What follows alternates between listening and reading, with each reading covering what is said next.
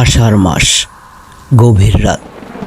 আমি গ্রামের পুরনো বাড়িতে একা। বাহিরে মেঘের গর্জন আর নিরবধি বৃষ্টির শব্দ কানে বাজে। বিদ্যুৎ চলে গেছে বহুক্ষণ আগে। একটা কেরোসিন ল্যাম্পের আলোয় আমি বারান্দায় বসে আছি। চা ঠান্ডা হয়ে গেছে, কিন্তু আমার মন একদমই ঠান্ডা হচ্ছে না। এই বাড়িতে অনেক বছর পরে ফিরলাম। মা বাবা শহরে, আমি একা বসে আছি। কিছুদিন থাকবো ভেবেছিলাম, কিন্তু এখন মনে হচ্ছে এই বাড়ি আমাকে ক্ষণে ক্ষণে হাতছানি দিয়ে ডাকছে।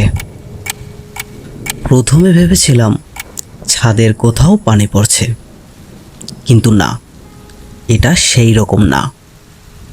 ঘরের ভেতরে ঢুকে চারপাশে তাকাই, কিছুই নেই। হঠাৎ ল্যাম্পটা নিভে যায়। ঘরে ঘুটঘুটে অন্ধকার, শুধু সেই শব্দটা। আমার গলা শুকিয়ে আসে। আমি ঘাড় ঘুরিয়ে দেখি, কেউ নেই। তবুও বুকের ভেতর যেন জমে উঠছে এক অজানা আশঙ্কা। আমি তখন ধীরে ধীরে হেঁটে যাই সেই ঘরের দিকে, যে ঘরটা বহুদিন ধরে বন্ধ। আমার দাদুর ঘর। লোকজন বলে এই ঘরে কিছু একটা আছে।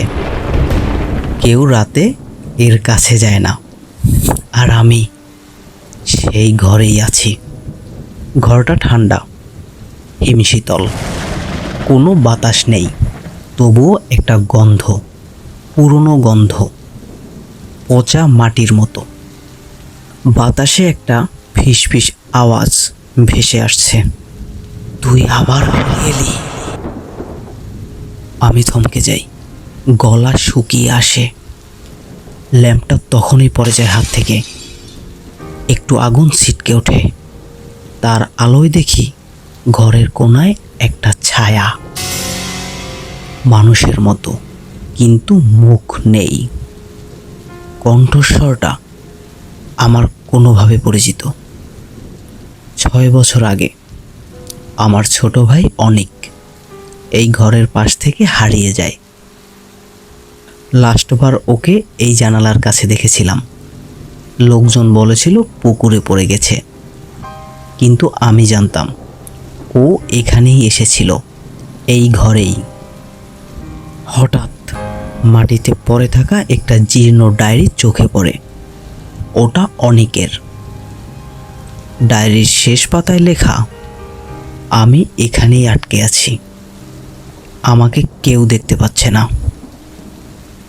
যদি ভাই ফিরে আসে, সে যেন জানতে পারে ঘড়ির শব্দ বন্ধ হলেই আমি মুক্ত হব। আমার দৃষ্টি যায় ঘরের দেয়ালের ঝোলানো একটা পুরনো লালচে ঘড়ির দিকে। ঘড়ি তখনও চলছে। আমার হাত ধীরে ধীরে ঘড়ির দিকে যাচ্ছে। ঘড়ি বন্ধ হলে কি হবে? অনেক কি সত্যিই বেঁচে আছে, নাকি আরো গভীর কিছু অপেক্ষা করছে? পরবর্তী পর্ব খুব শীঘ্রই আসছে।